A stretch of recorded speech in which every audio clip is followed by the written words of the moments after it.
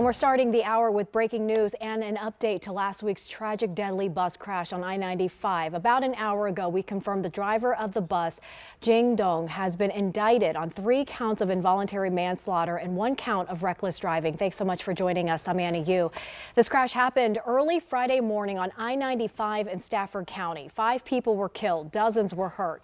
We also confirmed the bus driver is in the hospital wing of Rappahannock Regional Jail. Our Matt Gregory has been digging into the coach company that Dong drove for and his other legal troubles in Maryland and Virginia. Matt, what did you find out? Well, Annie, at last check, Jing Dong is in the medical unit of the Rappahannock jail, and we also know that he was cited for a speeding case in Virginia and is facing a court case tomorrow in Anne Arundel County, Maryland, for an excessive speeding charge.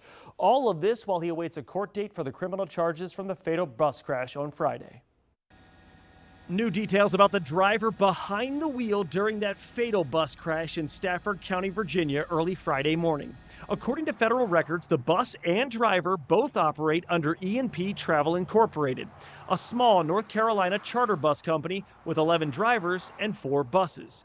When we dug into the Federal Motor Carrier Safety Administration rating system, we found E&P has a satisfactory federal safety rating. That's the highest of the 3 ratings the federal government offers motor carriers.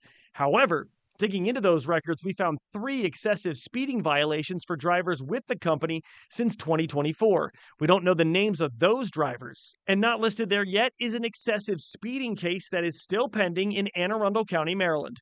We do know that charge is against Jing Dong. According to court records, on March 9th, around 1:20 in the morning, Maryland state troopers pulled over an E&P bus on Route 3 in Odenton, Maryland. Officers cited Jing Dong for driving 72 miles an hour in a 50-mile-per-hour zone. Tonight, the question remains, was speeding a factor in the deadly chain reaction crash on 95 this past Friday that killed 5 people and injured 44? It seems fairly clear that if there was any braking, there wasn't much because of the speed and the severity of the collision, but too early yet to know exactly what was happening on board the vehicle. Jing Dong now faces involuntary manslaughter charges in the Stafford County crash. And while the investigation continues, so does the mourning for the 5 victims killed.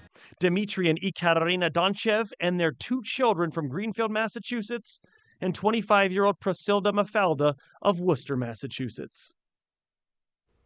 And according to Virginia court records, back in November of 2024, Dong was charged with driving 73 miles an hour in a 55-mile-per-hour zone. That incident was in Colonial Heights, Virginia, but we don't know what type of vehicle he was driving in that particular incident. But court records do show that he paid a $219 fine and the court costs. We called both E&P and we called Dong's attorney.